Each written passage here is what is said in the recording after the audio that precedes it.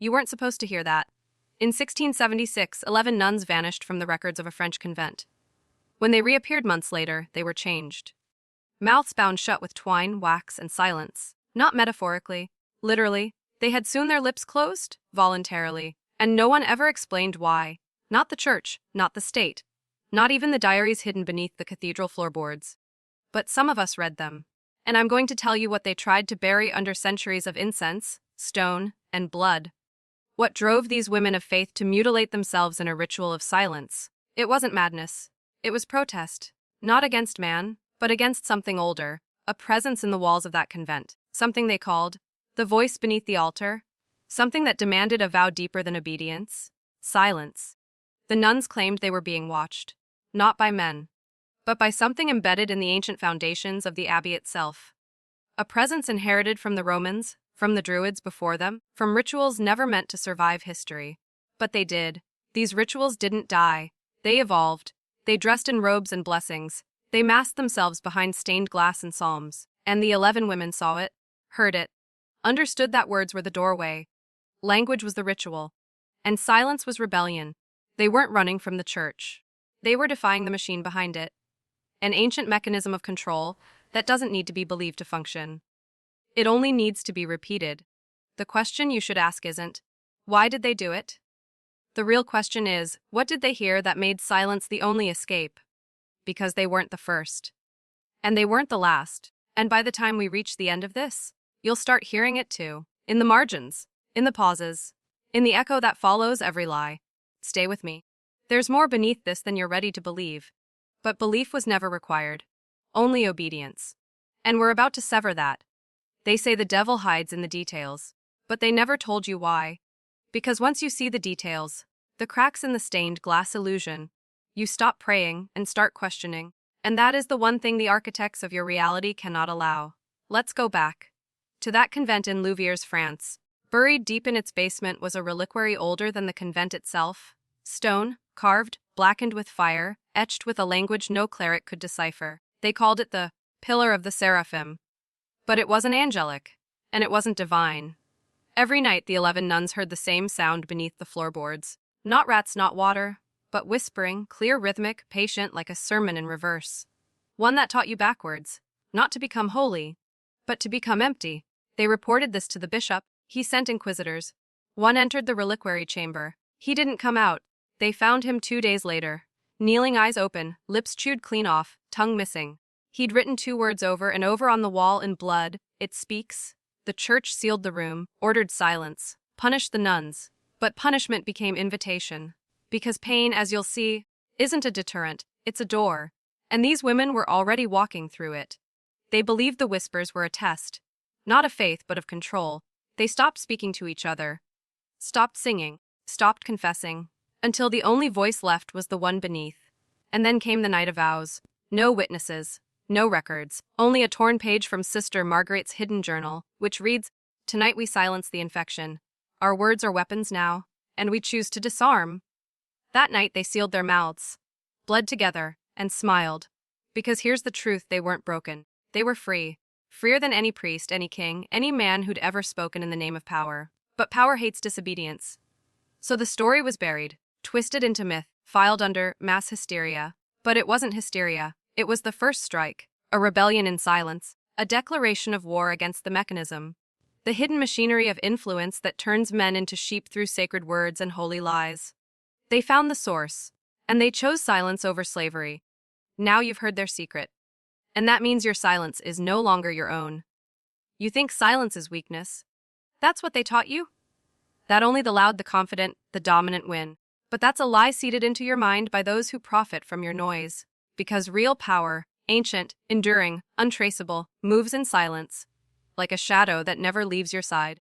The 11 nuns understood something modern men have forgotten: speech is a spell. A contract. Every time you speak, you bind yourself to ideas you didn't create. Systems you never chose. Words become the architecture of your prison. The church knew this.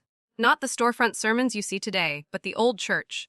The one built in blood and ritual, modeled after Rome, which was modeled after Babylon, which was modeled after something not human. Every chant, every prayer, every vow, it was all coded language, designed to condition obedience. to tether your consciousness to a framework they control. You think you're praying to God, but you're feeding a structure, an egregore of power, constructed brick by brick with belief and fear. Why do you think the ancient rites were so obsessed with silence, with secrecy? Because noise dilutes the power. But silence purifies it. Those 11 women weren't just resisting the church, they were hacking the system, unplugging from the language matrix that fed the machine. Every word they refused to say was a chain they refused to wear. And in their muteness, they found something you've been trained to fear your whole life: inner sovereignty. They didn't need priests, didn't need absolution, didn't need permission. Because once you stop speaking their words, you stop thinking their thoughts. And once you stop thinking their thoughts, you become ungovernable. That's why their story was erased. That's why every time a voice like this emerges, it's labeled as heresy, conspiracy, madness. Because it threatens the spell. The spell you've been under since the day they taught you to speak. But now you're hearing the cracks. You're seeing the seams. The language is breaking down. And what lies beneath is not chaos. It's clarity. You just have to stop being afraid of the quiet. Now I want you to prove you're awake. In the comments, type this phrase twice. I choose silence over slavery. I choose silence over slavery. Let the algorithm know you're not here to be entertained. You're here to transform. Now listen carefully, because from here, the descent is irreversible. We're not just talking about 11 nuns in a forgotten convent. We're talking about the architecture of control that stretches across time, veiled in rituals, hidden in institutions you were raised to trust. Let me show you the truth buried under robes, relics, and reverence. The church was never about faith. It was about frequency, control through vibration. The word wasn't holy, it was a weapon. Scripture is sound. Sound is pattern. Pattern is control. Why do you think chanting exists in every major religion? It's not praise. It's programming. A way to align the human mind with the system's rhythm. Over and over, until obedience becomes instinct. And what did the 11 nuns do? They broke the rhythm, severed the frequency, turned silence into their rebellion. Now let's widen the scope. The same patterns exist in political speeches, news broadcasts, corporate slogans, TikToks, algorithms, all using language as a net to wrap around your consciousness. When you chant their mantras, trust the system, just doing my job, everything's fine, you are participating in your own submission. You become the program. But the 11 chose exile. They erased the language that bound them. And in that void, they found something terrifying to the architects of control: authentic awareness. Not belief, not ideology, but pure presence. A state where no outside voice can dominate your internal compass. Understand this: the system doesn't fear violence. It's built to absorb that. What it fears is disconnection. When you unplug from the language, the fear, the narrative, it can't reach you, can't steer you, can't harvest you. That's why these women were never canonized, never remembered. Because they didn't die for the church. They died from it. They escaped the frame, and the machine could not allow that virus of silence to spread. But now it's spreading again.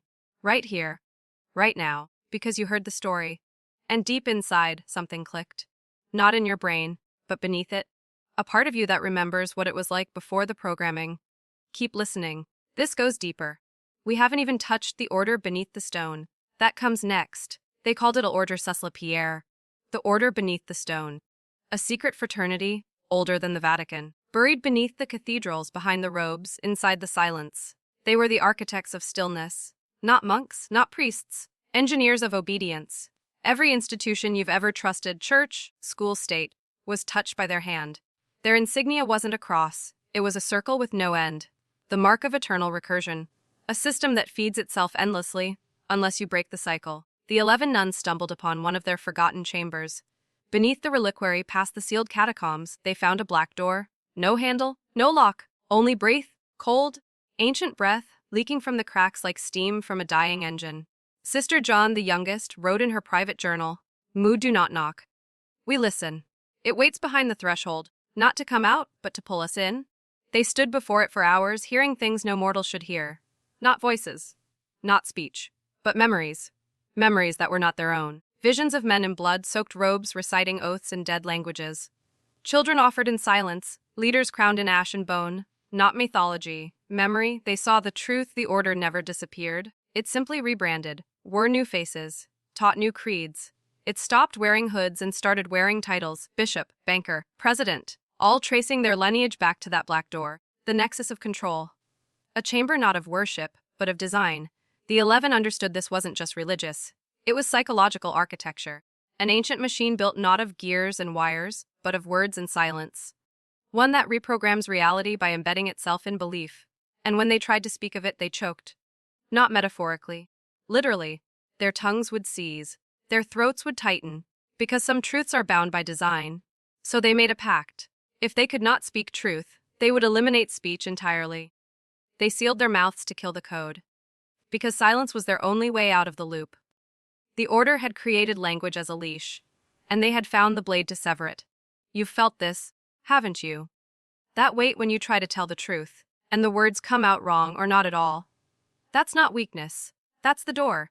And now you're standing before it. You feel it, don't you? The tightening behind your eyes. The chill crawling down your spine like a forgotten memory reawakening. That's not fear. That's recognition. Your body remembers what your mind was trained to forget. The order didn't die with the nuns, it spread. Because silence is contagious, and so is truth. In 1913, a Jesuit scholar named Father Bastien unearthed a hidden vault beneath the Church of Saint Sulpice in Paris. Inside, he found relics, the stitched lips of 11 skulls, perfectly preserved. Beside them, a single parchment sealed in wax, marked with a glyph matching the ones found in Babylonian ziggurats. It read, "Those who speak serve, those who silence sever." Bastien never published his findings. Weeks later, he vanished. His research, confiscated by Vatican archives, locked in the Archivum Secretum Apostolicum Vaticanum, the most forbidden library on earth. Ask yourself, why would an institution of God need secret archives? Why is so much hidden if the truth sets you free? Because they know. They all know. Language isn't neutral. It's a design tool. And it's used against you every single day. They taught you to say, Amen. To say, I agree. To say, yes, Father. But did you ever wonder what saying Amen really does? It's a submission sigil. A closing command. You seal the ritual with it, like pressing ENTR on a contract you didn't read. You were never meant to question the script, just to recite it, echo it, believe it. But the 11? They didn't recite. They didn't agree. They deleted the code. With every drop of blood from their sewn lips, they rewrote the terms of spiritual war. Not all weapons are made of steel. Some are made of sound, and some of silence. That's why this message is dangerous. Because if you speak it, you rejoin the loop. But if you understand it, you change. Permanently. Right now, something inside you is waking up. The man who doesn't need permission. The man who doesn't bow to borrowed words. He's watching, and soon he will rise. But beware. Because once you open your eyes to the order behind the veil, you don't get to close them again. The deeper you go, the harder it becomes to return. That's by design. Because once you learn to see the architecture of illusion, the old world, the world of comfort, of ritual, of obedience, rots before your eyes. The 11 nuns didn't just uncover a door. They uncovered a pattern. A language of control that exists everywhere, hidden in plain sight. You've seen it too. The way headlines echo the same phrases. The way commercials whisper desires you never had until they spoke them. The way prayers, pledges, and national anthems wrap around your throat like silk rope. It's not coincidence. It's not culture. It's code. We are born into a linguistic prison. Taught how to speak before we understand what words do. Taught what to name things, how to frame thought, what to believe. You didn't choose your language. It chose you. It shaped your identity before you ever had a chance to rebel. But the 11 nuns did rebel. They saw the mechanism for what it was, a spell cast by those who learned how to weaponize sound and repetition. And they made the ultimate sacrifice to break it. Their silence wasn't surrender, it was sovereignty. Each stitch across their lips was an act of revolution, a declaration that they would no longer carry the virus of manipulation.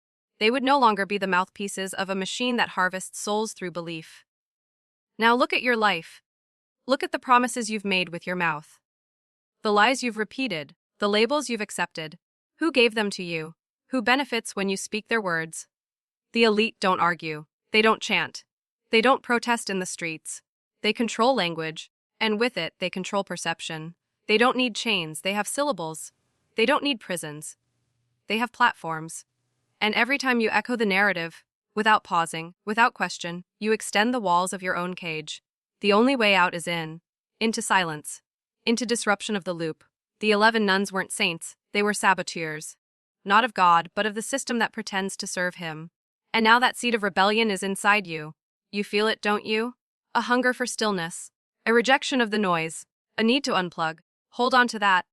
Because what comes next will test everything. You've made it this far, good. Because now we cross the threshold where most men flinch, where belief dies and raw truth emerges, sharp and merciless like a blade pulled from the dark. This is where your programming begins to scream. Because you were not built to know what I'm about to tell you. The order beneath the stone didn't end in Europe. It metastasized, moved through bloodlines, into royal families, into early banks, into institutions that wore no crosses but served the same God. Control. Look closer, it's always the same Trinity language. Ritual, sacrifice. In 1947, a CIA operation called MK Ultra was born. You've probably heard the name. You think it was about drugs? It wasn't. That was the cover. The real experiment was in linguistic fragmentation. They wanted to know, how many words does it take to shatter a soul? How many lies must a man speak before he no longer knows his voice? They didn't need electric chairs. They used poems, chants, recordings on loops, injected into minds until identity cracked. They were testing what the 11 nuns had already discovered. That language can be used to erase the self, and that silence could protect what's sacred. Now it's automated. Refined. You carry it in your pocket. Scroll it with your thumb. The words on your screen are not information, they're incantations, carefully engineered to elicit predictable responses. Anger, loyalty, shame, submission. They don't care what you believe, only that you speak their words. Because once you do, the program has you. And when you don't, when you sit in the discomfort of unspoken truth, you exit the loop, you become a void in their network. An anomaly. That's what the nuns became, not victims, not martyrs, ghosts in the system. Proof that there is another way, a path of non-reaction, of strategic silence, of psychological sovereignty. You feel it now, don't you? A stillness rising in your chest, not fear, not confusion, but power? The kind they can't track, can't cancel, can't control. You're almost there. 2 more revelations, and nothing will ever control you the same way again. Let go of what you were taught, of what you were told, of the thin veil of normal stretched over centuries of psychological warfare. You were never free. You were conditioned to feel free. And there's a difference. The 11 nuns saw it. They lived within the structure. Woke, prayed, obeyed until one of them, Sister Madeleine, heard it, not with ears, with presence, a whisper beneath the prayers, a contradiction that broke the rhythm. She wrote, "There is a voice beneath the holy voice, and it feeds when we speak." That's when the veil tore. The others began to hear it too, not as words, but as patterns, the same phrases repeated across different sermons, different texts, different centuries. Why? Because repetition is how you rewrite reality. Say a lie enough times, it becomes a scripture, a constitution, a lifestyle. They weren't just rejecting the church. They were rejecting the entire framework of enforced meaning. Imagine the courage it takes to remove yourself from language itself, to unplug from the mental scaffolding that holds up your identity, your beliefs, your perception of good and evil. They burned the script, and in doing so, they stepped into the unfiltered now. That's what they were protecting. Not some secret treasure, not divine relics, but cognitive freedom, the rarest form of power in existence. The one thing that every government, every religion, every system is designed to deny you, not by force, but by consent, your consent. To their words, their definitions, their reality. That's why they teach you to speak before you think, to chant before you reflect, to obey before you question. But now you're standing on the edge, and the system is watching. It feels the flicker inside you, the part that no longer believes, no longer repeats, no longer plays by the code. That's the moment they fear, not rebellion, realization. Because when a man realizes he was born inside a script, he starts looking for the pen, and the pen isn't mightier than the sword. It's the sword, used to carve history, used to enslave minds, used to build cathedrals of thought, tall, silent prisons made of sound. The 11 didn't burn the cathedral. They walked out of it, into the cold, into exile, into power. One section remains, and once you hear it, there is no going back. Now we finish what began in silence. You've made it through 9 layers of illusion, peeled back the veils, stitched with sermons and soaked in centuries of fear. And now, I'm going to tell you the one truth that changes everything. You are not broken. You are bound. And the difference is everything. You were taught that your confusion was your fault. That your rage, your doubt, your craving for something real, something raw, sovereign, uncontrolled, was a weakness. But it was the code unraveling, the cage rusting, the spell slipping. You see, the greatest lie ever told wasn't, "God is watching." It was this, "You must speak to be seen." The 11 nuns proved otherwise. They were never louder than the day they stopped speaking. Their silence was heard across time, through vaults and archives and whispers no algorithm could bury. Because what they did wasn't a ritual. It was a signal. To men like you. Men who feel the hollowness in the slogans, the falseness in the applause, the deadness in a world addicted to noise. You were made to be still. To be sharp. To observe before reacting. To own your thoughts before you give them away in speech. But every system that fears your sovereignty taught you to leak power with every word. To apologize for your instincts. To outsource your truth. To perform, on stages, in meetings, on apps, in pews, until the performance became the personality. The 11 didn't die because they were weak. They died because they refused to perform. They became anomalies, menaces to the order that survives only when you stay predictable. And now you're not. Not anymore.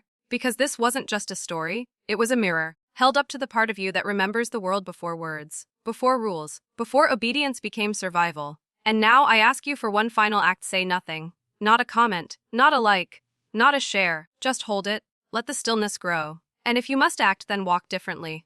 Stand straighter, say less, and listen more. Because silence, when chosen, is not absence, it's dominion. The 11 are gone, but their war never ended. And tonight it passed to you.